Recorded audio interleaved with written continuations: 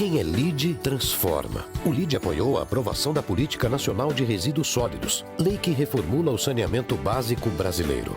Quem é LEED inova. O LEED ajudou a criar o Pacto pelo Esporte, um acordo entre empresas patrocinadoras do esporte brasileiro. Quem é LEED educa. O LEED colabora com o Instituto Ayrton Senna em projetos de educação que chegam a 1,5 milhão de crianças a cada ano. Quem é LEED conecta. O LEED promove a conexão para alavancar relacionamentos, parcerias e novos negócios. Quem é LEED conquista, movimenta, renova, realiza, faz o futuro. Quem é LEED participa.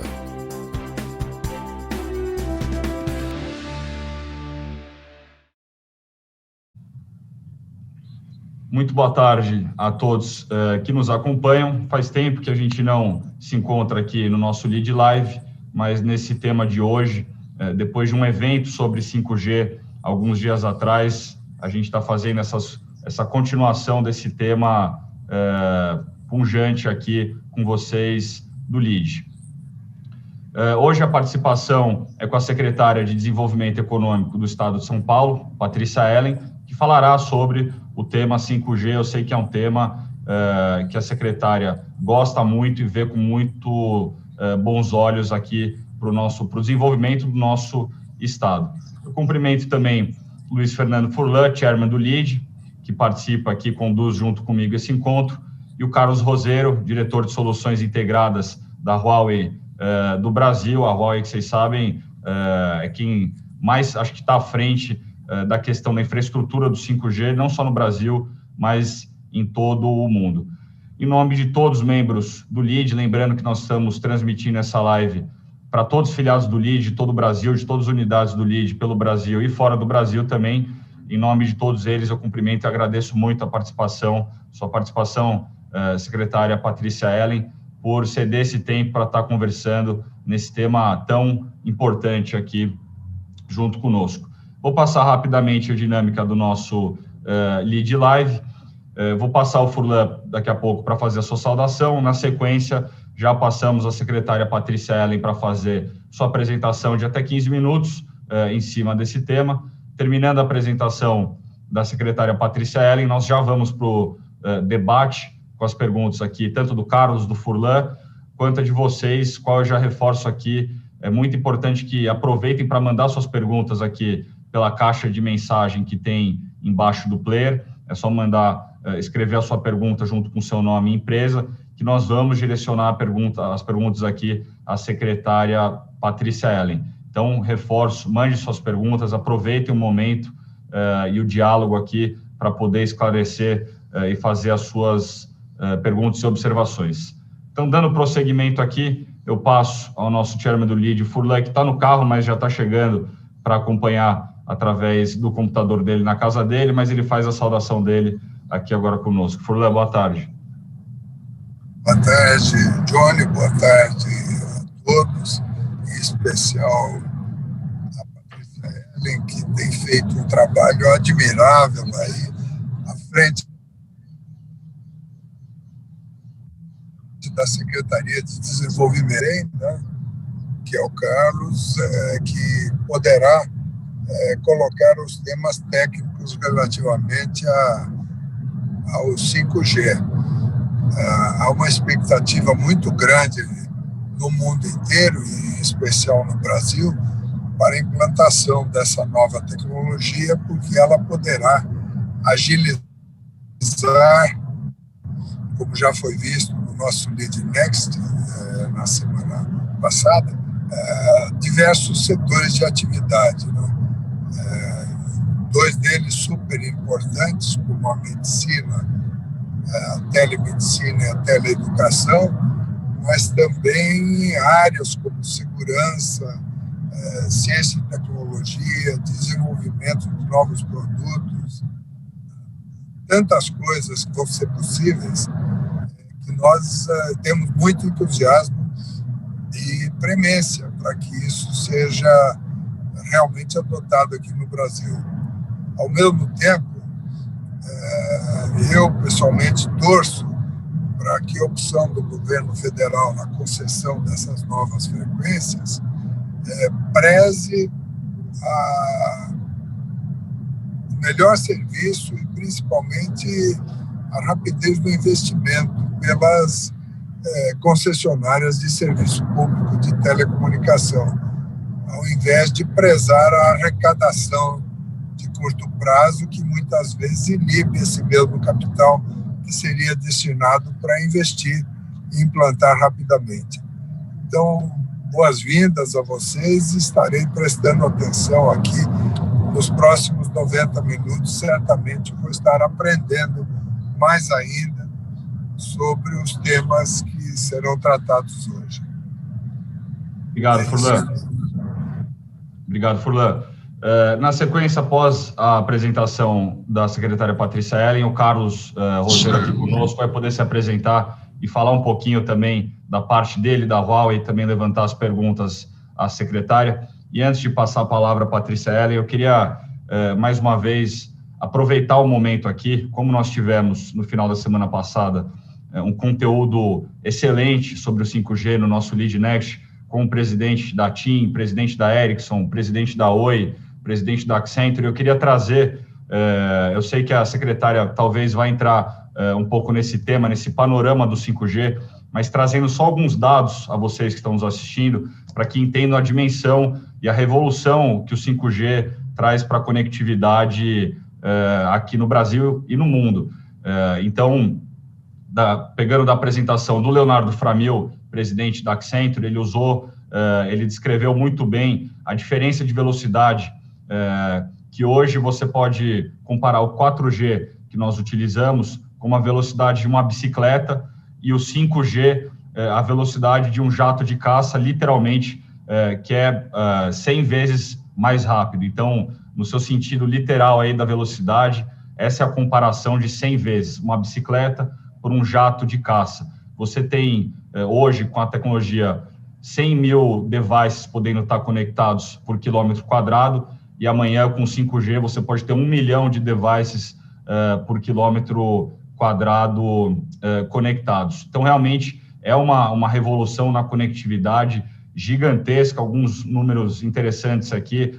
O potencial financeiro no mundo, até 2035, é de 13 trilhões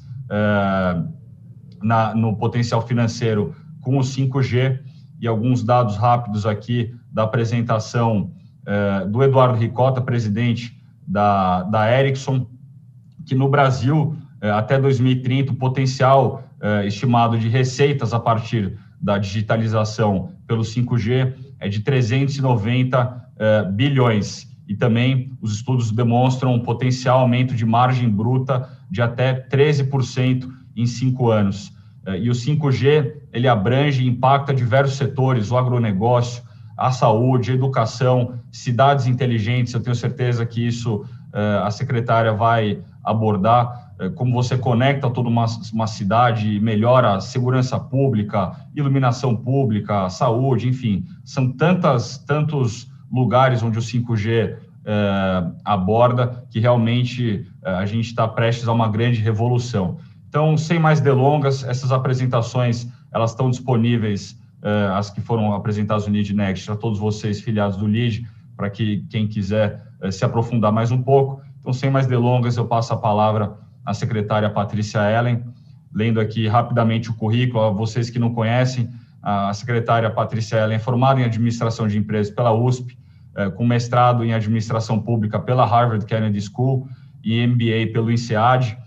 Patrícia já atuou como presidente da Optum no Brasil e foi nomeada uma das 120 jovens líderes globais de 2016 pelo Fórum Econômico Mundial por contribuições em prol da educação e da inovação digital. Além disso, já foi membro do Conselho de Desenvolvimento Econômico e Social da presidente da República e cofundadora do movimento Agora. Esse currículo da Patrícia, eu sou testemunha de quanto a Patrícia é capaz e faz um trabalho fantástico onde é que ela esteja. Patrícia, muito obrigado por estar aqui conosco. Já passo a palavra a você. Oi, Johnny, muito obrigada pelo convite a você, ao ministro Furlan. Vai ser um prazer debater aqui ao lado do Carlos Alberto. Eu estava de máscara aqui, estou sozinha, mas a gente fica tanto de máscara que às vezes eu vou dormir de máscara aqui, então tirei a máscara um pouquinho para estar aqui com vocês, para vocês me ouvirem melhor também. Eu vi aqui e falei, gente, estou falando de máscara sozinha, mas obrigada de novo. Esse debate é super importante, num momento muito importante para o país e para o mundo. A gente está vendo, no decorrer desse período pandêmico, uma rápida adoção de muitas tecnologias, num momento de muita necessidade, em especial no caso do Brasil, que é um país tão desigual, e a pandemia acabou escancarando essas desigualdades num nível sem precedentes e mostrando a necessidade de adoção de tecnologias de uma forma mais rápida, mais acessível e mais universal. Eu, em novembro de 2019, publiquei um livro em parceria com o grande amigo Cláudio Lotenberg, que também é parceiro de vocês no LID Saúde, junto com o Sidney Clark, que chama Revolução Digital na Saúde. Como a internet das coisas pode, de fato, transformar a saúde, tornando mais acessível e mais humana, além também de mais eficiente, né, com o uso de recursos públicos e privados de uma forma muito mais eficiente. E esse livro foi curioso, eu comento sobre ele, porque a minha contribuição ali foi muito baseada tanto na minha experiência, né, que eu estava como presidente da Optum, né, e transicionando para o governo. Começamos a escrever o livro enquanto eu estava como presidente dessa empresa de tecnologia na área de saúde, e depois finalizamos o livro quando eu já estava aqui na gestão pública como secretária de Desenvolvimento Econômico, Ciência e Tecnologia. E no livro eu trago muito aprendizado, além da empresa, do trabalho que eu fiz com o governo federal, o Plano Nacional de Internet das Coisas, que é um plano que ainda está andando a passos lentos, desde o desenho, publicação dele. A gente trabalhava muito, ele foi publicado oficialmente em 2018, foi um trabalho de quase 2 anos, e ele falava muito de uma data mágica ali, que até 2025, com a adoção de novas tecnologias, a gente fala da telemedicina, da internet das coisas, inteligência artificial, as principais tecnologias, o uso massivo de Big Data, nós poderíamos adicionar à economia brasileira, até 2025, quase R$1 trilhão por ano. Ou seja, uma reforma da Previdência completa em melhoria de qualidade de vida para a população e economia de recursos. O que aconteceu? Desde então, de novembro, que foi a publicação desse livro para cá, né, logo em 2020, a gente foi acometido pela pandemia, 4 meses depois da publicação. E nós vivemos esses 6 anos que nós tínhamos pela frente em 6 meses. Né? Foi muito acelerada a mudança tecnológica, a necessidade de uso de recursos. Né? Eu lembro, você pega dados, por exemplo, o próprio equipamento que nós estamos usando aqui hoje para dialogarmos, o Zoom. Quando iniciou a pandemia, o Zoom tinha cerca de 10 milhões de usuários. Em menos de 3 meses depois, na verdade, em um mês, o Zoom ganhou 300 milhões de usuários no mundo. Então, esse é um exemplo concreto de como houve uma disrupção de uma forma de trabalho muito grande. Parte disso, quando acabar a pandemia, vai mudar, a gente vai voltar a fazer algumas atividades presenciais, mas outra parte fica. Então, a gente está passando, de fato, por uma transformação muito acelerada, que requer uma reflexão e um trabalho conjunto também muito técnico e, ao mesmo tempo, muito prático. Eu vou compartilhar com vocês aqui uma apresentação que eu fiz, só para marcar alguns desses pontos. Eu vou trazer exemplos mais da área de saúde práticos, alguns de cidades inteligentes, que foram as áreas que eu mais me aprofundei, mas eu vou trazer quais são as principais áreas também que têm o maior impacto de adoção dessas novas tecnologias e também o debate importante que nós temos nos próximos meses no Brasil. Então, fico feliz de ver as lideranças do país tão engajadas nessa temática, porque nós vamos precisar, sem dúvida, de muito engajamento e participação de todos. Eu vou compartilhar aqui um segundinho. Vou voltar aqui. Tá bom?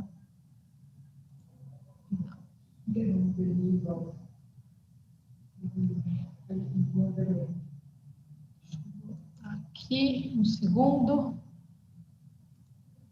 Aqui, agora eu vou mostrar aqui para vocês. Deixa eu ver se agora vai aparecer. Agora está aparecendo para mim. Vocês estão vendo a apresentação? Ótimo. Então vamos lá.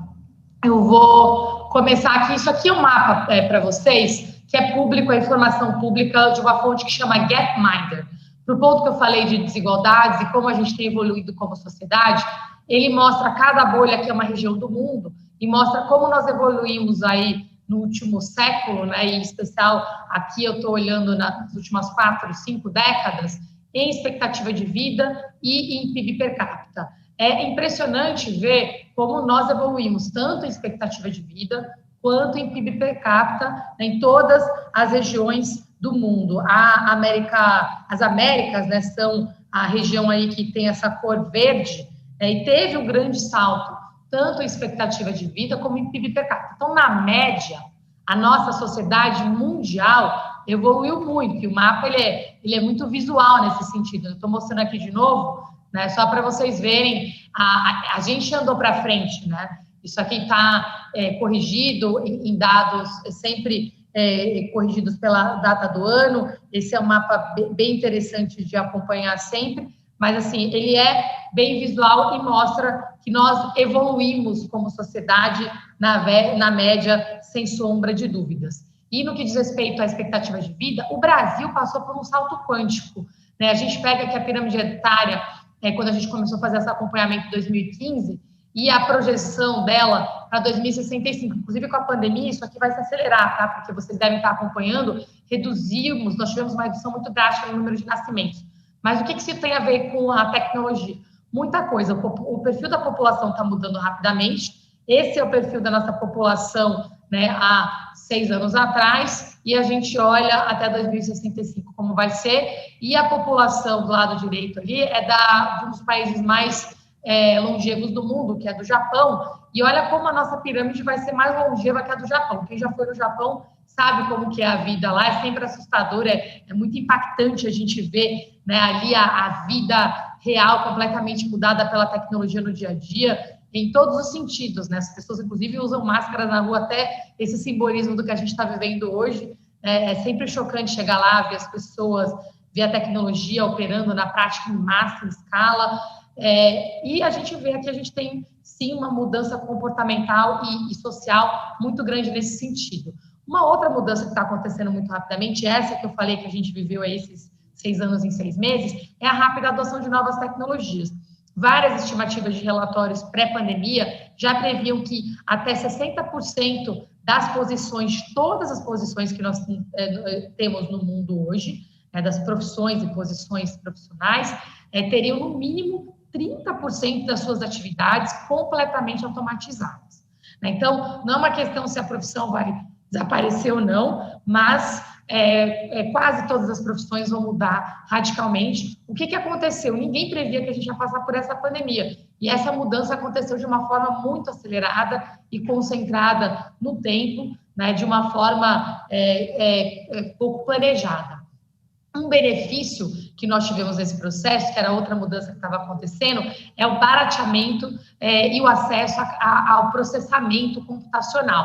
Isso aqui também é a evolução que a gente tem do processamento computacional, como é que era em 1900, né, e como é que teve uma disrupção muito grande ali a partir do ano 2000, né, que a gente vê quanto você consegue processar, o que esse gráfico mostra, é quanto que você consegue processar a cada segundo com $1.000.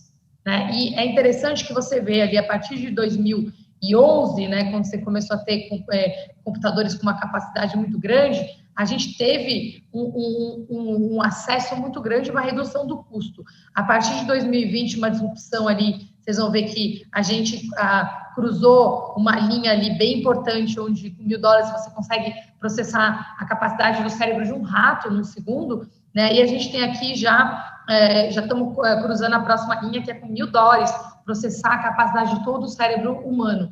Então, é uma velocidade muito grande e há uma expectativa que em torno de 2045 a gente deva conseguir processar com $1.000 a capacidade de toda a humanidade. Então, pensa como isso é assustador e a reflexão que a gente precisa ter aqui dessa mesma vida em sociedade. Aterrissando um pouquinho para o 5G e o que o 5G tem a ver com isso, o 5G é um dos temas mais debatidos, não somente economicamente, tecnologicamente, mas também politicamente, porque é uma nova banda que revoluciona o mercado e também as relações na vida social e na vida política.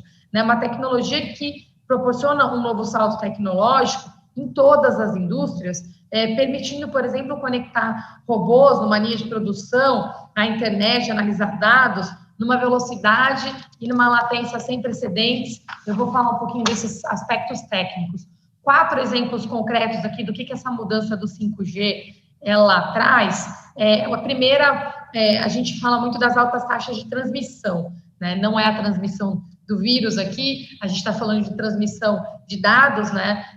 A taxa de transmissão de dados ela é muito alta. A internet pode ficar, eu falei um pouco daquela velocidade de processamento, né? Quando a gente muda do 4 para o 5G, a capacidade ela já salta em até 1000 vezes, né? E a gente chega a vertiginosas taxas de transmissão aí de 10 gigabytes, então é uma coisa realmente muito impressionante. A outra coisa é a confiabilidade, né? Então tem uma grande vantagem da confiabilidade, e aí eu junto isso com o tema da latência, né? Por que isso é importante? Trago um pouco para a área da saúde, né, que é um dos setores onde a latência talvez seja mais crítica. A latência é uma medida em milissegundos, é o tempo entre o envio de um comando, né, e o retorno do resultado desse comando. E a latência 5G, então hoje, uma latência média de redes 4G é em torno de 200 milissegundos. No 5G, isso reduz para 1 milissegundo. Então, pensa, por exemplo, hoje a Índia, que é um país muito tecnológico, muito com grandes populações, um desafio muito grande de serviços públicos, tem trabalhado e que se popularizou muito na área da saúde, aquele modelo de cirurgias Open Heart. O que eles fazem? Colocam ali, fazem uma cirurgia em série de 20 pessoas ao mesmo tempo, com um comando central, um núcleo de especialistas e com robôs. Então, para fazer esse trabalho no modelo 4G, é um nível de risco, nível de custo. Com o 5G, exatamente pela latência mais baixa, você traz um nível de segurança e confiabilidade sem precedentes, que faz com que esse modelo possa ser aplicado no mundo inteiro e a um custo muito mais baixo. Então, por exemplo, você está fazendo uma cirurgia tão precisa num coração, ou imagina num cérebro, com um robô operando, você não pode correr riscos de operar com mais altas latências, com taxas de transmissão menores e muito menos com baixa confiabilidade. E a capacidade da rede, volume de dados, também, obviamente, que é um tema que a gente sempre traz, acaba sendo muito maior, e a expectativa é que com essa migração de 4G para 5G, nós devemos ter um aumento em até 100 vezes no número de dispositivos ligados simultaneamente. Aí vem minha área aqui, que eu tenho estudado bastante, que é o tema de internet das coisas. A gente sempre trabalha essa conexão dispositivo a dispositivo, né? Você tem que ter um dispositivo de um lado e o outro do outro. Eu trouxe de um jeito bem, assim, mais coloquial, termos técnicos, então, Carlos Alberto, me perdoa aí, né, se eu tiver, né, aqui, de alguma forma, trazendo aspectos tecnológicos de uma forma simplista, mas eu quis mesmo simplificar porque eu acho que os líderes não precisam ser líderes de tecnologia para fazerem uma gestão responsável de 5G. Na verdade, tecnologia não pode ser mais uma área, né, porque é a essência do que a gente faz em todas as áreas a partir de hoje, né, sem demérito aos nossos CTOs, que são super importantes. Mas, então, eu trouxe um exemplo para aterrissar tudo que eu falei, né, de uma forma ainda mais simples. A gente tem aqui, por exemplo, no mundo de cidades inteligentes, tem toda uma discussão de veículos autônomos e carros inteligentes, né? Quando a gente tem o 4G, um carro inteligente demora cerca de 20 milissegundos para receber o comando de que há perigo pela frente para executar uma resposta. Inclusive, esse é um dos maiores desafios hoje para a gente trabalhar com veículos autônomos, né? Os veículos autônomos hoje estão disponíveis, a tecnologia é completamente viável. Ela não está sendo aplicada em massa por 2 problemas. Um é um tecnológico da gente não ter uma infraestrutura em massa de baixa latência com tudo aquilo que eu falei, e o outro é o aspecto regulatório de culpabilidade, de gestão, de responsabilidade, né? Porque é fato que a capacidade de redução de acidentes, de redução de custos e aumento de segurança é certa, mas a gente tem alguns problemas com isso, né? Que é um problema social, de desigualdade, de demissões massivas, de pessoas que ocupam cargos em todo mundo da logística, e tem um outro aspecto também de ética, que é, caso ocorra um acidente, né, de quem é a culpa, né, como é que a gente responsabiliza, e tem um outro aspecto mais filosófico, eu vou até fechar, vou voltar nele, né, que é a ética desse mundo de alta tecnologia. Quem que vai fazer a calibragem do algoritmo? Que alguém vai ter que apertar o botão e definir como é que você prioriza, né, como é que você ranqueia o tipo de acidente que você quer evitar. Então, é aquele cálculo, e é a mesma coisa na saúde. Quando você vai calibrar um algoritmo de segurança de uma cirurgia de alto risco, robotizada, você precisa definir o nível de risco, né? Até que ponto eu exponho o paciente. O médico está decidindo isso diariamente, né? O motorista está decidindo isso diariamente. Mas ponderar um algoritmo, você precisa desenhar os cenários e definir como priorizar. Isso traz uma responsabilidade ética para a parte tecnológica sem precedentes. E isso é muito difícil de modelar, inclusive regulatoriamente. Mas voltando aqui ao ponto prático do 5G, eu falei que um veículo hoje com 4G, 20 milissegundos, na verdade, pode salvar uma vida ou não. No 5G, você reduz isso para aquele meu 1 milissegundo, né? E com isso você consegue evitar muito mais acidentes. Então, você agrega uma camada de segurança ainda maior, que faz com que todas essas outras discussões mais complexas que eu trouxe, elas continuam sendo relevantes, mas elas acontecem com menos frequência, porque você cria um novo nível de segurança muito mais elevado para a implementação em escala de uma mudança tecnológica tão disruptiva. Dado que o Carlos Alberto já está aqui, eu trouxe também um pouco de contextualização, porque a Huawei, né, passou aí a estar na capa das maiores discussões de política internacional. Isso aqui eu vou até fazer uma pausa para contar uma anedota. Quando eu fui para a Kennedy School, né, e eu estava lá em 2012, 2013, uma das aulas de política internacional que mais me impactou foi logo no início, que depois me fez até estudar uma aula que é um padre que dá, Padre Here, que fala sobre a ética na política e na guerra, né, e trouxe muito a questão de guerras tecnológicas. Eu acabei me especializando em Kennedy School muito na parte tecnológica e na parte de liderança adaptativa, liderança de sistemas e a dificuldade de tomar decisões políticas nesse mundo da alta tecnologia. Porque a tecnologia está totalmente e cada vez mais entrelaçada com a vida política, e sempre esteve. É que a gente não discutia muito isso de uma forma mais aberta, porque agora é muito mais escancarado. Mas as novas tecnologias sempre vieram da indústria da guerra, né? Grandes revoluções, inclusive tecnológicas, vieram de estudos de novas armas, né? Os drones, como é que começaram os drones? A aplicação de drones, em primeiro lugar, foi em guerras, né? E, inclusive, a aula que eu tive lá foi muito sobre isso, a ética do uso do drone, né?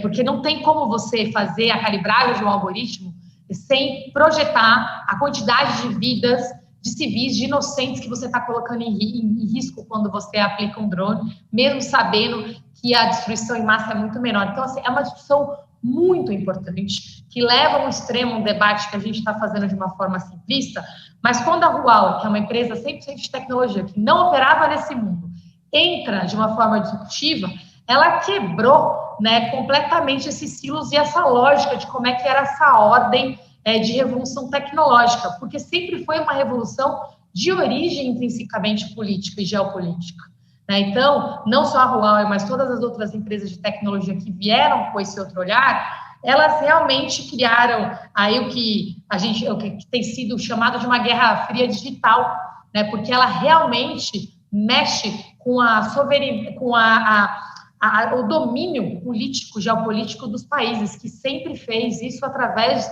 de um modelo muito tecnológico, ao ponto do ex-presidente Donald Trump ter chegado a extremos aqui, colocando, e aí usou muito o caso da Huawei, porque é chinesa, misturou com a relação estremecida bilateral com a China, né, mas criando um posicionamento onde a Huawei é uma ameaça de segurança nacional, tinha questões, sim, graves, que precisam ser trabalhadas, de proteção de dados, de segurança cibernética, que tem que ser debatidas, mas a gente foi de um extremo para o outro, né? Ao invés de a gente debater as questões práticas e técnicas, virou uma questão de geopolítica, e com a Huawei, assim, de uma forma bastante curiosa e inédita, estampando, né, as discussões políticas nesse processo. Ficou muito emblematizado no caso de uma empresa específica, né, mas, na verdade, de certa forma, trazendo aqui uma quebra de paradigma de como que esse modelo histórico, da história recente aí do último século, se deu nos grandes saltos tecnológicos. Isso aqui tem muito da minha interpretação também, tá? Então, essa parte aqui, né, fonte com um pouco de análise do meu lado aqui de cientista político e de gestora pública. A política do 5G no Brasil, ela precisa engatar. O leilão 5G, ele continua sendo subsequentemente postergado. A gente teve uma última postergação nesse último momento, acho que teve grandes avanços, mas e aí por isso que eu acho que a participação desse grupo de líderes aqui é muito importante. O governo federal, nesse tipo de leilão, vende autorizações para o uso econômico de faixas de frequência para as operadoras de telefonia móvel, mas aí a gente teve, com a internet das coisas, com esse advento de novas tecnologias, uma integração, né? Empresas de tecnologia passaram a operar como operadoras de telefonia móvel, empresas de conteúdo passaram a operar como empresas de tecnologia, empresas de mídia passaram a ser operadoras. Então, houve uma integração também que bagunçou esse ecossistema, né? Foram duas mudanças muito grandes. Pensando aqui em liderança sistêmica, a gente teve uma convergência muito grande de sistemas que operavam de formas paralelas, com vasos comunicantes, mas que, né, hoje ninguém sabe qual que vai ser o endgame, né, como é que vai ser o modelo final. Mas isso traz o desafio que eu vou falar de quem são, né, os participantes desse leilão, de uma forma muito diferente como isso foi feito lá atrás, né? A gente deve lembrar como é que foi aquele leilão, quem lembra, quem tinha telefone fixo, né, na época que um telefone fixo custava quase uma casa, né, e como é que foi o leilão organizado para fazer a transição, né? Foi um salto quântico, né?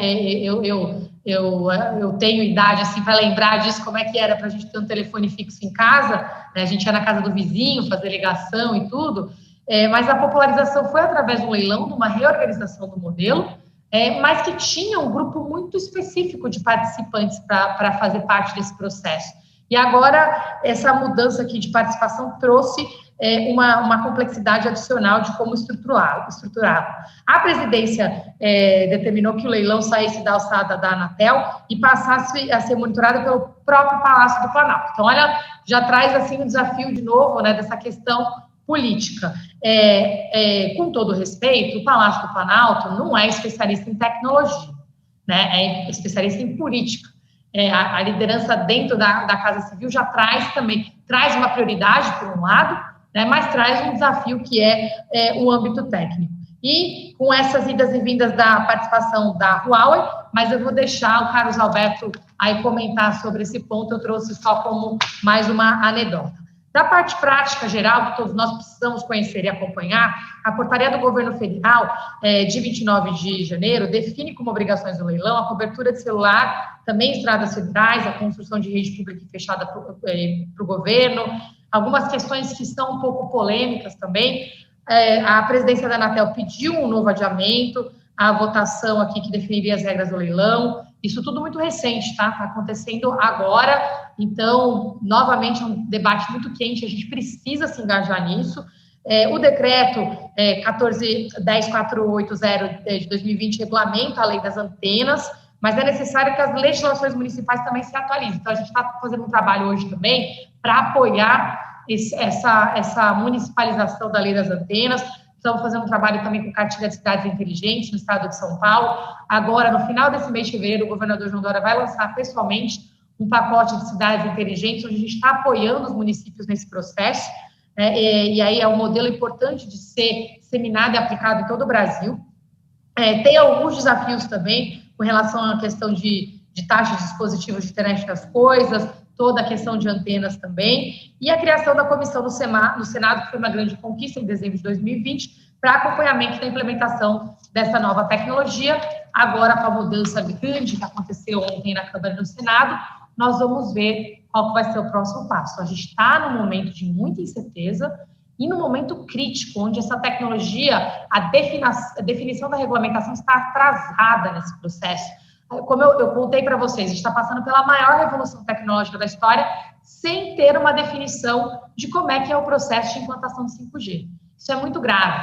A gente continua postergando e agora trouxemos mais um aspecto de incerteza política de como é que vai ser esse processo a partir de agora. O leilão 5G está previsto para ser realizado ainda nesse primeiro semestre de 2021, né, tem alguns detalhes, eu copiei aqui para vocês do próprio link aqui, algumas matérias que têm acompanhado isso, né, o governo está prevendo essa realização do certame, manteve nesse primeiro semestre, e aqui alguns pontos que estão sendo debatidos neste momento. As principais empresas interessadas, aí já vem um pouco do que eu falei para vocês na mudança de perfil. Olha que interessante a lista que a gente tem. É uma mistura de operadoras com empresas de tecnologia, com empresas de devices. Aqui já mostra, né, como essa revolução criou um modelo diferente. A gente tem Ericsson, Nokia, NEC, Huawei, Fujitsu, Qualcomm, todo mundo operando nesse novo espectro, e também as operadoras de celular e de 4G, num grande desafio, um parênteses importante, as empresas operadoras que investiram na nossa cobertura que nós temos hoje, de 2G, 3G e 4G, investiram numa época que toda essa infraestrutura era uma infraestrutura de altíssimo porte, caríssima, né, requer grandes obras de infraestrutura, né, para instalação de redes de fibra ótica, de grandes antenas, com investimento que se pagava em projetos de 20, 30 anos. E muitos desses projetos foram finalizados há 2, 3 anos atrás. Então, imagina, de repente, a gente chega com um novo modelo que vai criar uma super disrupção. Aí você pensa na cabeça do CEO, do CTO, da CTO, que tomou a decisão desse investimento, e que agora vai ter o seu negócio completamente transformado com essa transição rápida para o modelo de 5G. Aí o Carlos também pode contar, eu fui visitar a Huawei na China, você vê uma caixinha, né, micro, assim, que você pode colocar. Isso aqui, gente, é uma conversa de horas, né? Mas outras empresas, por exemplo, que vão entrar nesse negócio, que é super interessante, são empresas de logística. Eu conheço muita gente da área, por exemplo, de small storage, né? Eles têm espaços, galpões, facilmente eles podem utilizar esses espaços para colocar pequenas antenas e aumentar essa cobertura aqui no Brasil. Pensa um país de proporção como o do Brasil, de um dia para o outro, com 5G, a gente consegue garantir cobertura no país inteiro. Mas a gente vai ter, do outro lado, as empresas que investiram bilhões, né, em 2G, 3G e 4G. Então, tem uma questão aqui de transição econômica e social que também não é trivial. E é mais um debate aqui para ser feita uma reflexão bem importante. Eu já falei bastante das diferenças entre 4G e 5G. Eu trouxe aqui para vocês só do Thales Group, talvez uma versão mais simples disso, mas é um debate mundial, não vou me estender nisso, né? Para finalizar, por que isso é tão importante para a gente na prática? E aí, quem não é especialista em tecnologia aqui, precisa aprender, porque independente da tua área, esse negócio aqui revoluciona qualquer área que a gente atue. Eu destaquei as 4 áreas no nosso estudo de internet das coisas. A primeira dica é a gente passar de pensar em setores econômicos, porque isso não faz o menor sentido mais em tecnologia.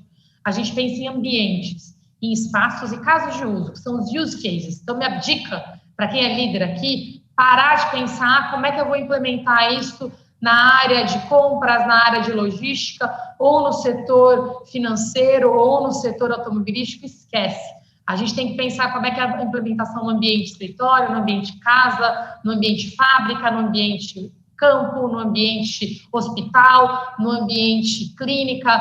É ambiente, o conceito de implementação tecnológica é por ambiente.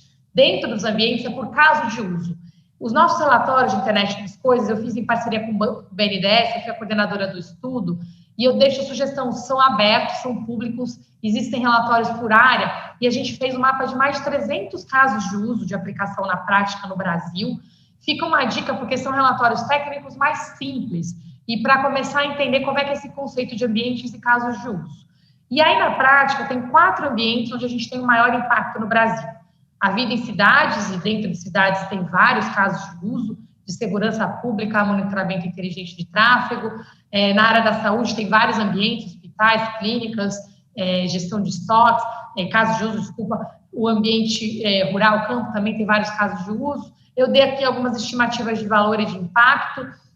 Na indústria 4.0, que é um tema que a gente tem trabalhado muito também. Em São Paulo, a gente fundou aqui de forma inédita, junto com o Fórum Econômico Mundial, o Centro da Quarta Revolução Industrial, foi lançado em parceria com várias empresas, e nós temos também, junto com isso, o CIT, o Centro Internacional de Tecnologia e Inovação, dentro dele o nosso Instituto de Pesquisas Tecnológicas, e a gente tem operado muito com esse conceito de casos de uso.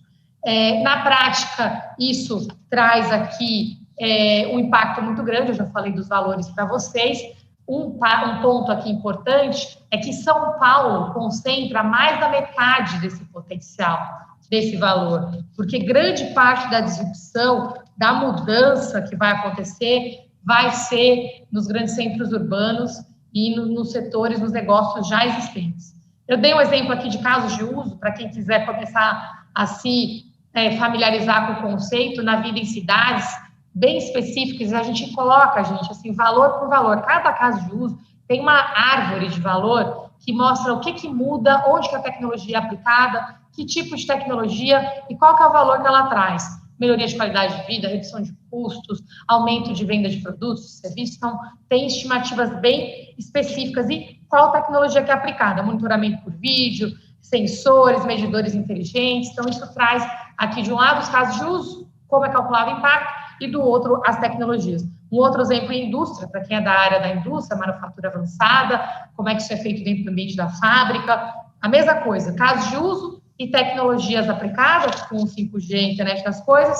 E depois eu tenho vários exemplos na área da saúde, em outras áreas, mas eu trouxe só para vocês se inspirarem aqui e entenderem um pouco desse processo, para ter um pouquinho de uma degustação, né, de como esse tema é relevante, urgente e desafiador, não somente no Brasil, mas em todo o mundo. Então, minhas mensagens principais: o impacto do Brasil é enorme, a questão das desigualdades faz com que a criticidade de implementação seja ainda maior, temos desafios acelerados pela pandemia, ao mesmo tempo grandes oportunidades com tecnologias que estão sendo implementadas numa velocidade sem precedentes, mas ao mesmo tempo que a gente precisa cuidar disso, precisa cuidar com o aspecto social, precisa cuidar com o olhar de negócio e precisa cuidar com o olhar regulatório. E eu fecho com essa provocação também do aspecto ético, né? Programar e calibrar um algoritmo é uma grande responsabilidade para um gestor, para uma gestora. É realmente um grande desafio. E para quem quer entender um pouquinho sobre isso, tem o MIT faz um estudo muito interessante que chama The Moral Machine.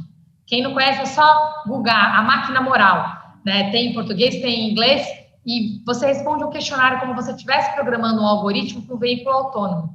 E define, é muito curioso, te provoca num lugar profundo, que é se você tiver que escolher entre salvar uma vida de um idoso, de uma criança, como é que você programa um algoritmo, mas ele traz na prática de uma forma muito simples o desafio que a gente tem pela frente, com essa grande oportunidade também, que é dar esse próximo salto na revolução digital em todos os setores que estão precisando muito. Eu sou otimista, eu acho também que é uma grande oportunidade para a gente, de fato, reduzir as desigualdades e criar um novo ciclo, um novo modelo de desenvolvimento econômico mais sustentável, inovador, mais eficiente e mais inclusivo. Não só em São Paulo, mas em todo o Brasil, para que a gente leve um pouco dessa referência para o mundo.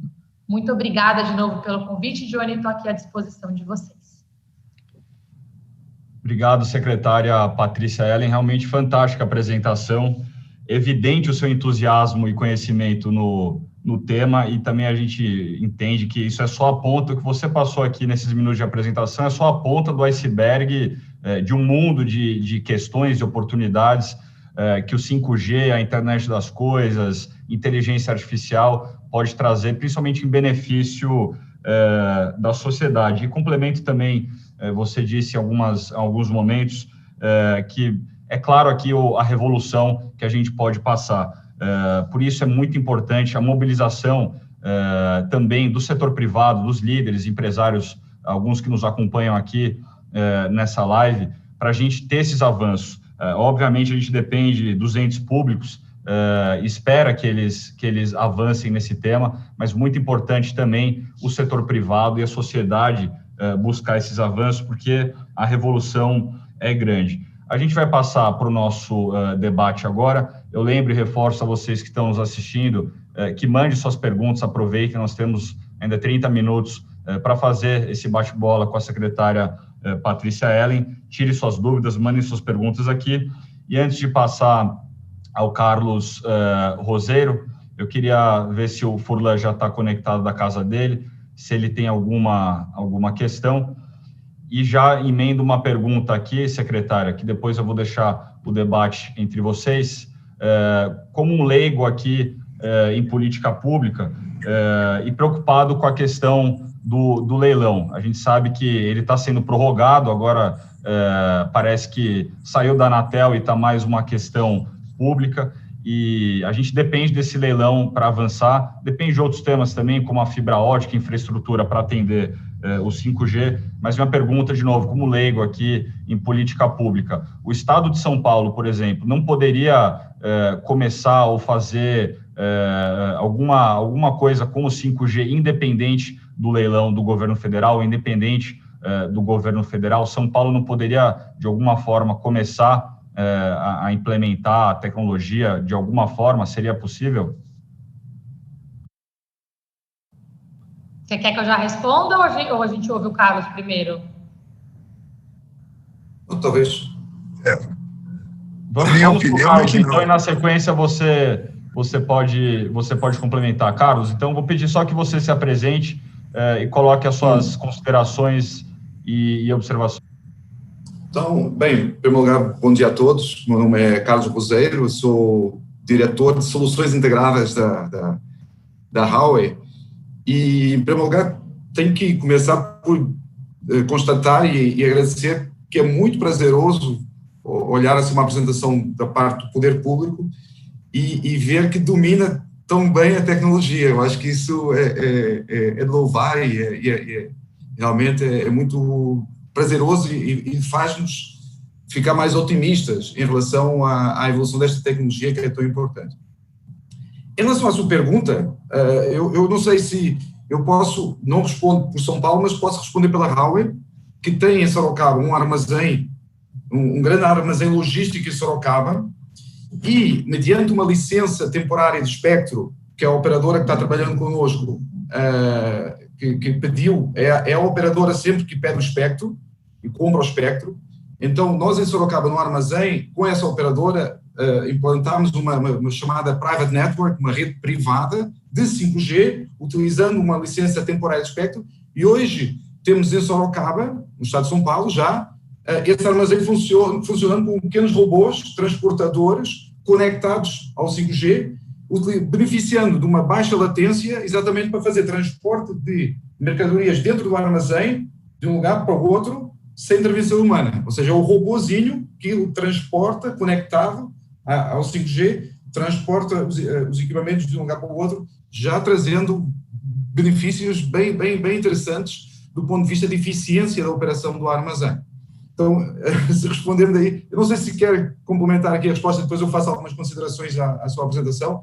Quer comentar agora sobre São Paulo, ou como é que preferem aí? Vamos fazer um debate aí mais... Eu acho que você já respondeu, Carlos, assim, sobre São Paulo, na prática. Nós não temos, o governo estadual não pode definir licenças públicas em escala. Então, a nossa forma de operar é exatamente como o Carlos escreveu. As operadoras podem entrar com pedido temporário para licença para redes privadas. Então, nós temos uma série de testes, a gente chama de test bed, nós criamos vários pilotos no estado para a operação de 5G. Um dos maiores que nós estamos desenhando agora é exatamente nesse projeto que eu mencionei do CIT, com o IPT, mas nós temos mais de 20 parques tecnológicos no estado hoje, em quase todos eles, nós estamos hoje implementando algum tipo de test bed com o 5G. São José dos Campos, nós temos um trabalho avançado nesse sentido, temos em regiões também bastante surpreendentes, avanços e projetos amadurecendo nesse sentido também. Por exemplo, na região de Pompeia, nós temos uma das FATECs mais avançadas, tem um projeto sendo desenhado lá também, mas todos nesse modelo que o Carlos colocou. E o outro trabalho que a gente está fazendo é esse preparo dos municípios para toda essa infraestrutura que é necessária, que vai ser necessária para a 5G também, principalmente no âmbito de cidades inteligentes e na municipalização da lei das antenas. Então, esse trabalho está sendo feito e o projeto vai ser lançado em escala agora no final desse mês. Explicado. Carlos, pode continuar com as suas perguntas e observações. Certo. Depois, em relação à apresentação, eu queria comentar dois aspectos. O primeiro tem a ver com, você referiu a questão da geopolítica, e eu queria comentar aqui, talvez desmistificar um pouco a ideia de que a tecnologia tem que ter passaporte. Eu acho que hoje está na moda colocar passaporte em tudo. É a vacina que é do país A, B ou C, é o 5G que é do país A, B ou C. E aqui eu queria desmistificar um pouco essa coisa de passaporte na tecnologia. O 5G, tal como o 4G ou o 3G, eles são o resultado de uma cooperação entre países, talvez não vista, talvez noutros setores, talvez seja o melhor resultado do que é a cooperação global. E porquê? Porque realmente o 5G, tal como o 3G ou o 4G, ele é um padrão, ele é um standard, que as empresas, muito pelo setor privado, mas as empresas de diversos setores, fazem contribuições para chegar a um padrão internacional que todos possam usar. Então, é isso que permite que eu, com o celular hoje 4G, me viaje para um país A, B ou C e ele vai funcionar. Porque a antena que está lá, no país A, B ou C, funciona de acordo com o padrão do 4G. Com o 5G é a mesma coisa. Então, são as empresas que realmente definiram o padrão, todas contribuem, e depois, o que é que a Huawei faz? E os seus concorrentes fazem? Eles produzem os equipamentos, as antenas, de acordo com a especificação que foi acordada entre todos eles. E a mesma coisa que se aplica aos smartphones, que a gente vê o smartphone. O smartphone fala a linguagem do 5G ou do 4G, porque foi acordada que essa linguagem é comum para todos. Então, isso é um benefício fantástico, isso. Se pensarem que, há uns anos atrás, no caso do 3G, ainda tínhamos as tecnologias TDMA, no Brasil, só no Brasil, tínhamos TDMA, CDMA, GSM, então a gente tinha mais do que 3 padrões tecnológicos no Brasil e as coisas não funcionavam dentro do Brasil.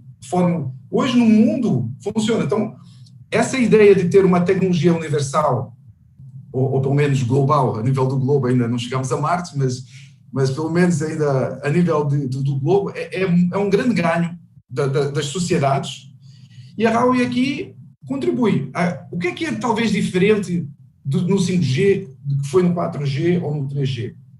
É que a forma como se contribui para esse padrão é através de muita pesquisa e desenvolvimento. Então, se no 3G e 4G, boa parte das patentes que eram devidas às empresas que contribuíam eram não da China, hoje a Huawei tem cerca de 20% das patentes do 5G foram resultado da contribuição da Huawei. A Huawei contribui para isso. Investe 10 a 15% das suas receitas por ano. Há 10 anos, começou a falar do 5G há 10 anos, investe boa parte das suas receitas para chegar a hoje numa posição de ter contribuído muito para o 5G.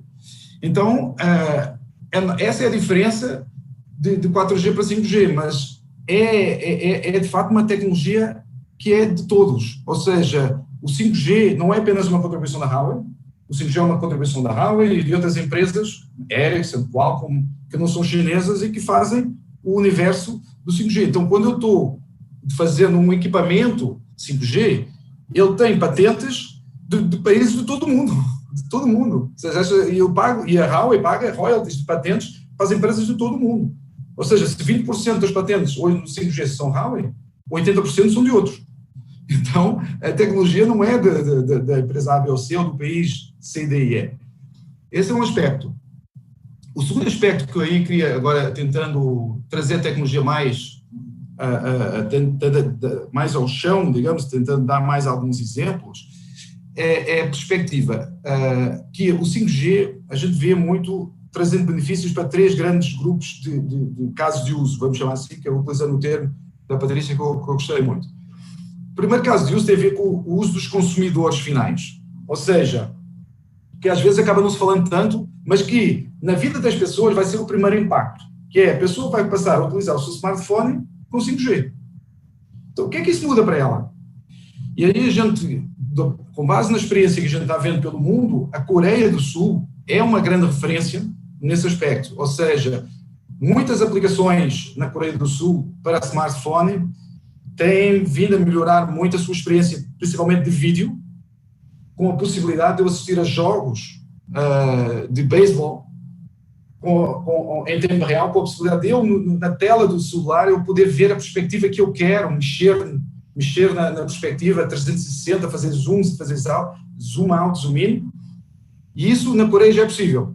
E é muito interessante que a Coreia também, a nível de games, também tem os jogos no smartphone, virou uma loucura ainda maior a nível do smartphone. E é muito interessante que a Coreia é um grande produtor de entretenimento. Então, com esta história de K-pop misturado com tecnologia, eles estão virando o 5G, estão reforçando o seu papel de produtor de entretenimento, agora com tecnologia ainda mais avançada. Esse é um aspecto interessante.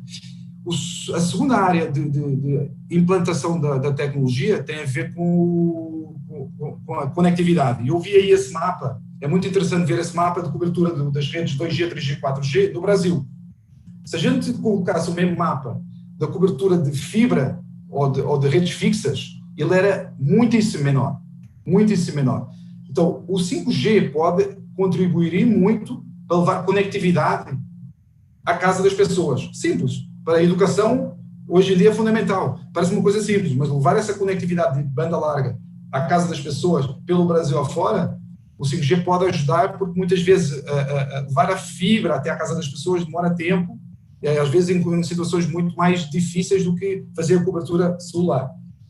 E, finalmente, a segunda área de casos de uso. E a terceira grande área de casos de uso é a área corporativa, que aqui foi mencionado muito, temos realmente muitos casos de uso de melhoria da produtividade que começa a aparecer, e é interessante ver que, se no caso do consumidor final, a Coreia do Sul aparece como um país talvez mais focado nesse tipo de aplicações, a gente vê a Europa com uma cobertura de fibra não tão grande a nível de áreas que são difíceis de chegar. Então o 5G está ajudando a aumentar as metas, a atingir as metas de banda larga. O 5G está contribuindo para que esses países na Europa, como a Suíça, um caso concreto, possa atingir essas metas.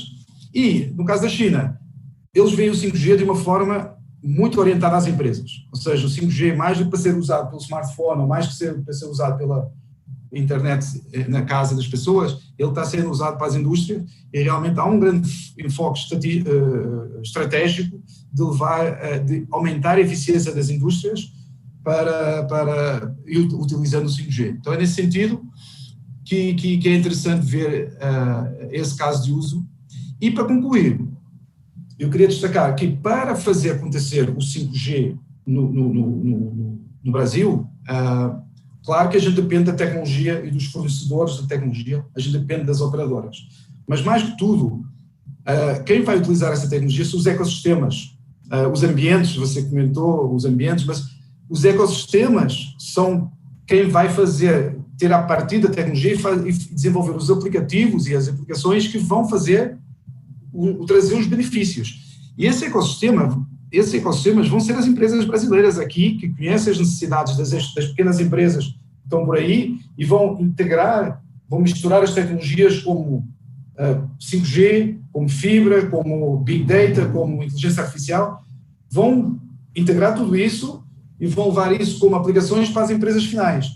E de fato, a Huawei não faz isso, os vendedores de 5G não fazem isso, vendem a conectividade. Quando muito, a gente tem também infraestrutura de cloud, tem algumas coisas, tem ambientes de inteligência artificial, mas quem realmente vai fazer isso acontecer no Brasil são as empresas brasileiras. Então é importante também desmistificar um pouco como a Huawei chega, instala a antena e de repente a mágica acontece. Não é assim. Depende muito do tecido empresarial do Brasil e, claro, São Paulo, não preciso nem comentar o poder que tem a nível dessa capacidade de fazer a coisa acontecer. Então, eu vejo com muito otimismo a capacidade de São Paulo fazer acontecer o 5G, ou mais do que o 5G, a transformação digital que o Brasil precisa. Então, acho que eram essas as considerações que eu queria fazer. Obrigado, Carlos. Importante você esclarecer esses pontos. Eu deixo também, antes de passar ao Furlan, Carlos, depois se quiser fazer alguma pergunta para a Patrícia, o debate está aberto. Já estou recebendo algumas perguntas aqui, do Henrique Julião, da Teletime, o Wander Jordano, muito obrigado pelas perguntas. Lembro a vocês para mandarem suas perguntas, muitas mensagens parabenizando você, Patrícia, pelo trabalho, clareza e pela apresentação fantástica que fez. Eu vou passar para o Furlan agora, que o Furlan, eu sei que também gosta desse tema, o Furlan é do conselho da Telefônica e já foi um ministro de Estado, então tem um pouco de cada visão aqui e acho que tenho certeza que vai poder complementar com algumas considerações e perguntas. Furlan. Olha, em primeiro lugar, eu gostei muito da apresentação da Patrícia. Johnny, você sabe que eu tenho 5 netos, eu vou reunir os 5 para assistir a apresentação da Patrícia. Você vai disponibilizar a gravação para todos do LEAD, né? Porque o meu neto mais velho já é calouro da Getúlio Vargas, então ele vai entender bem, porque vai apreciar essa modificação premente, né, que vai acontecer. Também gostei dos comentários sobre essa situação que as pessoas não entendem. A maioria não entende nada disso e lê alguma notícia esparsa. Mas que as companhias são interdependentes, né? Vocês lembram quando teve o tsunami no Japão, que várias indústrias no mundo, inclusive o setor automotivo, teve que paralisar por falta de componentes que vinham daquela região, principalmente componentes eletrônicos. Há uma interligação e uma interdependência muito grande de equipamentos e de tecnologias. Isso que 80% da tecnologia que é usada pela Huawei é de propriedade de outras empresas, né, as patentes, é uma coisa que eu pessoalmente não conhecia ainda. Então, a minha pergunta, e acho que vai aí para a Patrícia, eu olhando as empresas em geral, o nível de digitalização das empresas, ainda com raras exceções, é muito incipiente, né? Eu me lembro de uma live que nós tivemos com o presidente da Magalu, né, o Fred, e ele disse que uma das coisas que proporcionou o salto que eles fizeram de 2 anos em 2 meses, antecipando para fazer rapidamente com a pandemia em 2 meses, foi que o índice de digitalização da empresa era já muito elevado. Como é que vocês, na Secretaria de Desenvolvimento, estão vendo e fomentando essa preparação das empresas para o uso do 5G? Estou dizendo empresas, mas isso pode ser, como você falou, na área de educação, escolas, tudo isso, porque de repente você tem a ferramenta, você pode comprar uma Ferrari e depois não tem estrada para andar, não adianta nada. Então, supersônico, mas não tem aeroporto com pista suficiente. Como é que você está vendo isso, Patrícia? Bom, primeiro eu vou pegar a gravação, se o senhor vai pegar a gravação aqui para os netos, eu vou pegar a gravação da sua fala aqui para eu guardar também e mostrar para as minhas filhas aqui, né? Ganhei o dia, a semana com esse elogio. Eu vou falar um pouquinho desse apoio na Revolução Digital em 5 perfis que a gente tem aqui de cidadãs que nós atendemos através da Secretaria. Nós temos aqui um grande objetivo de atender a população em geral. Hoje, uma das poucas áreas que está contratando muito e sempre falta profissional por falta de qualificação é a área tecnológica. Então, nossa grande prioridade hoje é formar pessoas para a área de tecnologia. Com isso, a gente criou 2 grandes processos. O governador João Dória já tinha colocado como promessa de campanha triplicar o acesso ao ensino técnico para os jovens do ensino médio.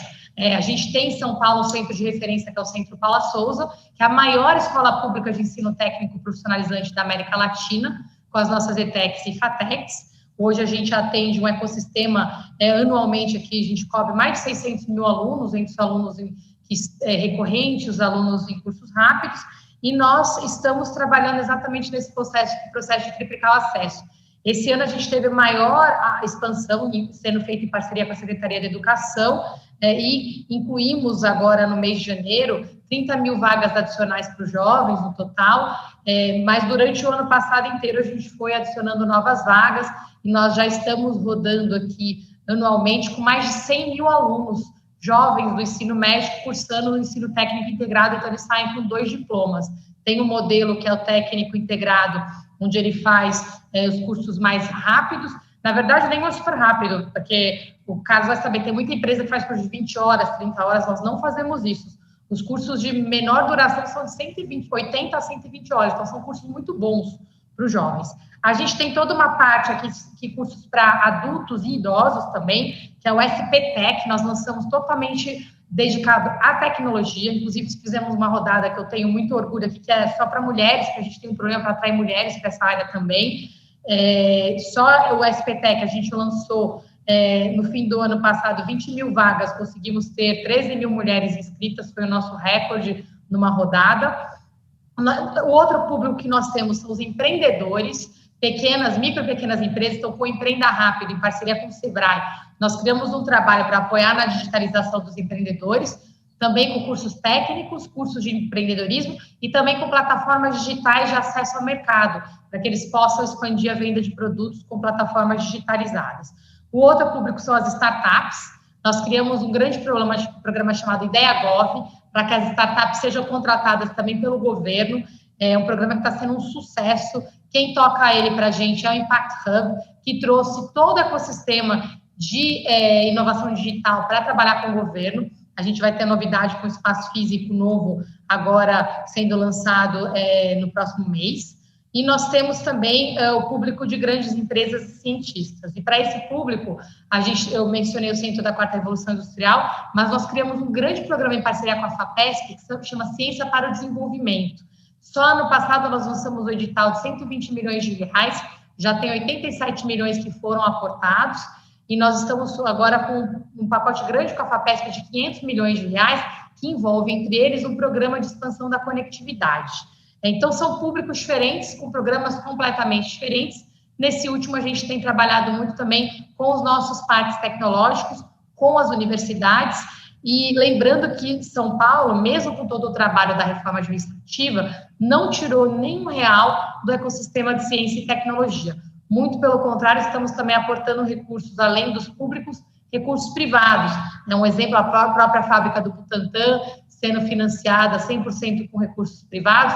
Somente nessa fábrica já temos um compromisso de mais de 130 milhões de reais para a fábrica, como um dos exemplos, mas nós temos nesses trabalhos da FAPESP, sempre são grandes blocos de pesquisas, e para cada real comprometido pelo governo, a gente tem um aporte adicional de R$1 ou R$2 pelas empresas, pelo setor privado. Então, é investimento conjunto em pesquisa aplicada para fomentar essas grandes revoluções. Nosso ecossistema de pesquisa e inovação universitário tem um compromisso hoje de quase 10 bilhões de reais por ano, né? Então é um investimento muito grande e que tem muito retorno. Até uma anedota, a gente viu o Biden assumindo, foi um momento muito histórico, né? Ele fez uma referência a um trabalho antigo que foi feito após, né, a Primeira Guerra, exatamente do compromisso dos Estados Unidos de investimento em ciência e tecnologia, e a gente está trabalhando muito nessa linha em São Paulo. Não tem como dar o próximo salto de desenvolvimento econômico pós-pandemia se não for com investimento muito pesado nessa área tecnológica, e é dessa forma que a gente está trabalhando com públicos diferentes, com necessidades bem diferentes. Olha, Patrícia, a sua resposta foi muito melhor do que a minha pergunta. E eu estava lembrando agora, quando eu deixei Brasília, em 2007, eu fui chamado pelo governador Geraldo Alckmin para bater um papo e trocar algumas ideias. E eu me lembro de ter dito para ele que São Paulo poderia ser uma grande fábrica de gente. E aí falei para ele, olha, aqui tem um centro industrial privilegiado, tem grandes centros de comércio, tecnologia, universidades, mas o futuro vai demandar gente capacitada. E eu fiquei muito feliz de ver que temos hoje centenas de FATECs e ETECs. Eu não sei o número, mas cada vez que eu passo numa cidade, eu vou lá ver se tem. E você podia até falar quantas tem, porque eu sei que já passou de uma centena há algum tempo. Não é isso? É isso, a gente está com quase 300 ETECs e FATECs agora, Furlan. A gente bateu no último anúncio, o investimento que a gente está fazendo adicional, a gente vai passar aqui esse marco total de 300. Hoje a gente está com 297, a gente está construindo 3 novas também, e reformando muitas FATECs e ETECs agora, que essa transição para essa revolução é muito aplicada. Né? Os nossos laboratórios são práticos. Quem entrou numa FATEC, numa ETEC, ou mesmo numa carreta que a gente tem do Via Rápido, vê ali que é inovação na prática. Eu fui levar a carreta de soldagem, né? A gente acha que soldagem é uma coisa super manual. É um robô, você aprende a operar como se fosse num videogame para fazer a solda. O curso começa na solda manual e depois vai para a solda mais automatizada. Esse é um exemplo básico, mas a gente tem toda a parte ali mais avançada de games, que os jovens gostam muito, eles montam seus próprios jogos, seus aplicativos. É super interessante e você tem razão, São Paulo é uma fábrica de gente, é uma fábrica de empreendedorismo, e a gente tem aqui a faca e o queijo na mão para sermos protagonistas globais nessa transição tecnológica. E digo outra coisa, a gente não tem outra opção, né? Porque volta ao ponto das desigualdades. A gente não tem só uma questão de oportunidade, a gente tem uma questão de necessidade de trabalhar para essa revolução tecnológica acontecer também de uma forma mais inclusiva e mais humana. As empresas estão empregando e está faltando gente com qualificação. É nossa obrigação dar essa oportunidade para que as pessoas tenham empregos que, inclusive, pagam melhor em áreas tão avançadas que vão contribuir para um novo modelo de desenvolvimento econômico. É isso mesmo. Eu só vou te contar, quando eu fui a Israel, ainda como ministro, logo no começo, né, para ver o desenvolvimento tecnológico, e o meu colega israelense me disse que eles tinham acabado de fechar a 2ª fábrica da Intel lá. Investimento de 8 bilhões de dólares. Estou falando aí em 2004. E ele falou que uma das principais motivações da Intel era a disponibilidade de quantidade e qualidade de engenheiros. E eu sonhava de trazer uma fábrica de chips para o Brasil e lutei bastante, mas eu nunca tinha me dado conta que essa poderia ser uma lacuna. Estou falando há 17 anos atrás, né? E nós continuamos formando mais advogados que engenheiros no Brasil. Né? Furlan, eu vou ter que interromper aqui para levantar algumas perguntas. Como a gente tem 8 minutos só, a gente tem algumas perguntas chegando aqui que eu queria direcionar à secretária Patrícia Ellen. A primeira, Patrícia, vem do Henrique Julião, da Teletime, que pergunta, secretário, o pacote de cidades inteligentes que será lançado pelo governo do Estado de São Paulo no fim de fevereiro, trará quais medidas? E já emendo uma segunda pergunta objetiva aqui também, que pergunta quais são os projetos com o 5G e tecnologia para o agronegócio paulista. Bom, a primeira parte aqui, a gente está desenhando o pacote agora, estou trabalhando em parceria com o secretário Marco Vignoli. A gente está desenhando ele em 3 blocos diferentes. O primeiro é esse manual de cidades inteligentes. A gente tem vários novos gestores que acabaram de assumir nas cidades, para que eles entendam, né, meio que o ABC cidades inteligentes, façam um pré-diagnóstico de entender o nível de digitalização em suas cidades. E eles vão fazer essa análise. A gente trabalha com o IPT, o Instituto de Pesquisas Tecnológicas, apoiando nesses estudos também.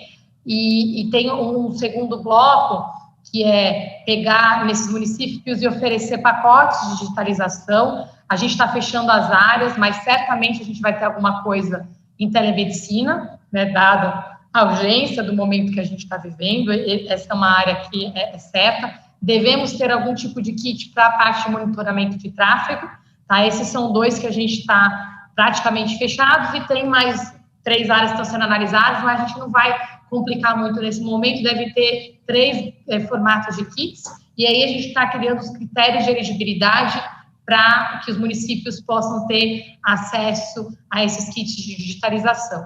E tem o terceiro, que é premiar e reconhecer os municípios que estão se engajando nos maiores avanços, né? Então, a gente está criando aqui o Prêmio de Cidades Inteligentes, onde aí tem uma análise mais detalhada dos casos de sucesso, né, para que eles tenham visibilidade e possam ser replicados em outros municípios. Então, a primeira onda ela vai ser focada nesses 3 blocos, e, obviamente, é um programa que vai evoluir no decorrer do tempo. Na parte de 5G, esse tema, a gente está trabalhando em diversas partes. Eu mencionei muito a parte de test beds, né? A gente está criando espaços para os test beds, eles são campos de teste, mas também de prática. Em nenhum desses lugares a gente está fazendo um campo somente para testes de governo, públicos ou para o ambiente universitário. O que a gente mudou nesse processo foi isso, trazer as empresas para dentro dos nossos espaços. Então, no IPT, que eu dei como exemplo, que é onde a gente está com um programa de teste bed grande, a Huawei, inclusive, é um dos parceiros lá, a gente está com, agora, 7 empresas já anunciaram que elas estão mudando seus cientistas, sua área de pesquisa aplicada para dentro do IPT, para que eles possam trabalhar juntos, né? E a gente também tem, tá trazendo técnicos, engenheiros para estudarem lá dentro, né, não somente do ambiente da USP, mas de outras universidades também, para que eles possam fazer o seu programa de trainee dentro desses projetos junto conosco, mas são projetos reais, são projetos práticos. Quem não foi lá, eu faço um convite assim de ir. São 40 laboratórios em escala natural, não existe isso em nenhum outro lugar do Brasil, né? Você vai lá dentro, tem desde do laboratório de nanotecnologia até o LEME, que é um laboratório de pesquisa em grande escala e equipamento de grande porte. A gente tem, nesse momento, empresas concorrentes que só conseguem testar no IPT suas empilhadeiras de grande porte, porque antes você ia e ficava testando no campo, demorava mais de um ano, né, para submeter a empilhadeira a todos os testes necessários. Hoje a gente consegue simular, né, através de uma plataforma totalmente robotizada, todos os tipos de impactos que uma empilhadeira sofre. A gente faz isso em um mês, né? O teste, tem tipos de testes que são até de poucos dias, mas você simula chuva, simula grandes ventos, né, todos os impactos que ela pode ter, e as empresas levam para lá seus equipamentos, fazem teste. Plataformas de petróleo estão fazendo seus testes lá, então é tudo na prática. Esse laboratório, com o modelo de rede de 5G, né, eles vão operar em baixa latência e definir os grandes investimentos que vão ser feitos. Na parte regulatória e pública, a gente está com uma base do secretário em Baçaí, uma articulação em Brasília, trabalhando com os deputados, e a gente tem uma grande preocupação, porque a cada mês que a gente atrasa, a gente perde oportunidades de negócios e perde oportunidade de aplicação de serviços públicos em escala. Então, aí tem um trabalho nosso, tanto no âmbito político quanto no âmbito acadêmico e científico para apoiar. Meu último ponto nisso, a gente agora está atuando na próxima eleição do CONSECT, Conselho Nacional de Secretários Estaduais de Ciência e Tecnologia, para que seja um fórum muito mais ativo nacionalmente, né, assim como é o CONFAS, os secretários da Fazenda, porque a ciência e tecnologia foi abandonada, né, nos últimos 2 anos, e é muito importante para tudo isso que a gente falou agora e tem um valor econômico muito grande. Obrigado, secretária. Nós estamos caminhando aqui para o final. Eu vou deixar aberto, se o Carlos quiser fazer um último comentário aqui, e o Furlan também, e a gente já vai caminhando para o encerramento desse encontro de hoje. Carlos. Eu só queria comentar que realmente é muito promissor ver essas iniciativas acontecendo no Estado e que a Huawei está disponível para, na medida do possível, poder contribuir com a tecnologia, que é o seu expertise.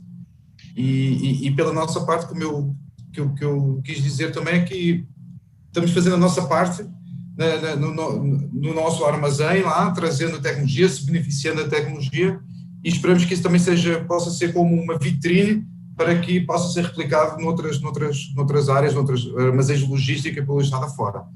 E muito obrigado, quero agradecer também pela oportunidade. Muito obrigado, Carlos. O meu comentário, você sabe que eu fiquei muito entusiasmado com o projeto SEASA, de fazer uma cidade digital. Realmente achei que seria um salto de atração de startups, de gente de outros estados, de outros países que quisessem empreender nessa área. Então, se cabe ainda perguntar para a secretária qual é o plano B do SEASA, já que agora parece que o governo federal deu uma travada nisso.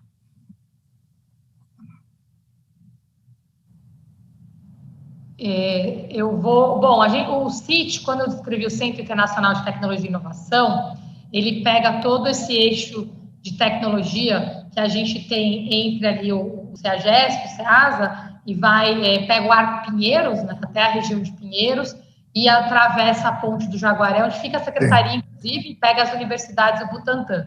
Essa é a região que concentra toda a alta tecnologia da cidade de São Paulo. E onde as startups da área de tecnológico escolheram também se fixar, então, espontaneamente foi se desenvolver nesse polo. A gente desenhou o CIT em 4 etapas, dado, inclusive, essa incerteza, infelizmente, junto com o governo federal.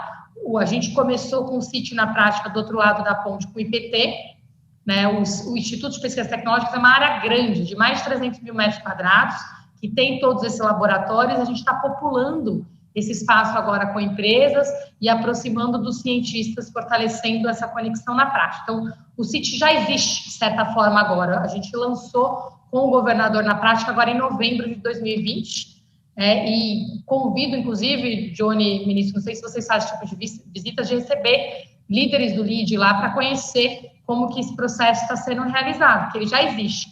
Aí a gente tem a próxima... Convite aceito. Convite aceito. Legal, porque vocês vão ver, é difícil eu ficar aqui descrevendo, tem um vídeo, eu vou passar para vocês também, para vocês verem um pouco os laboratórios, mas é legal vocês irem lá ver. Aí, a próxima etapa, a gente está trabalhando em todas as áreas públicas do governo, e também tem uma etapa que é o próprio terreno da secretaria, que é um terreno no polo tecnológico do Jaguaré. Então, o CIT 1 é o IPT, o CIT 2 é o Parque Tecnológico do Jaguaré, o CIT 3 são os espaços públicos ali nos arredores do CEAGESP. Inclusive, tem todo um projeto sendo estruturado para reposicionamento do Cadeião de Pinheiros, que ali é uma área que está no coração desse polo tecnológico. E o CIT 4 é o CEAGESP. né, que a gente depende do bom senso também do governo federal e da população pressionar para que isso seja resolvido. Muito bom, muito bom. Você termina com uma imagem positiva. E, viu, Johnny, convite estendido aí para as pessoas que se interessarem. Nós podemos aí, dando uma calmadinha na pandemia, fazer esse percurso ali, que é todo praticamente lindeiro, um do outro, bem pertinho tudo, né? Será organizado, Furlan, será organizado. Muito bem, eu fiquei feliz de poder mesmo na estrada acompanhar a maior parte a totalidade, né, da apresentação e espero que todos os nossos assistentes do LEAD tenham tido a mesma opinião que a minha. E, como já foi dito, as apresentações serão disponibilizadas, né? E com isso, principalmente os gráficos, né, dá para debruçar um pouco mais para entender tudo o que foi apresentado. Parabéns à secretária, também ao diretor da Huawei e Johnny, parabéns a você também, que você está ficando cada vez mais tecnológico, né?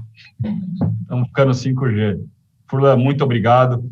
Eu queria aqui, em nome de todos os membros do LEAD, agradecer à secretária Patrícia Ellen, que fez essa apresentação clara, objetiva, e acho que todos que são paulistas ficam orgulhosos de ter alguém tão capaz à frente da secretaria. Então, muito obrigado, Patrícia, por ceder esse tempo.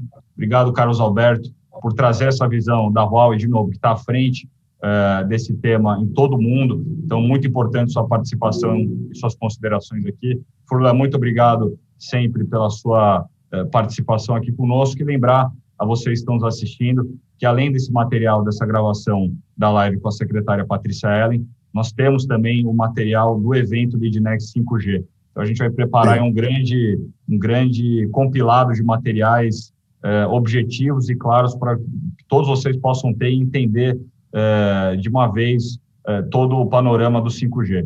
Então, muito obrigado mais uma vez a todos que estiveram aqui conosco e a vocês que nos acompanharam até o momento e até a próxima oportunidade. Muito obrigado. Obrigada. Johnny. Muito obrigada. E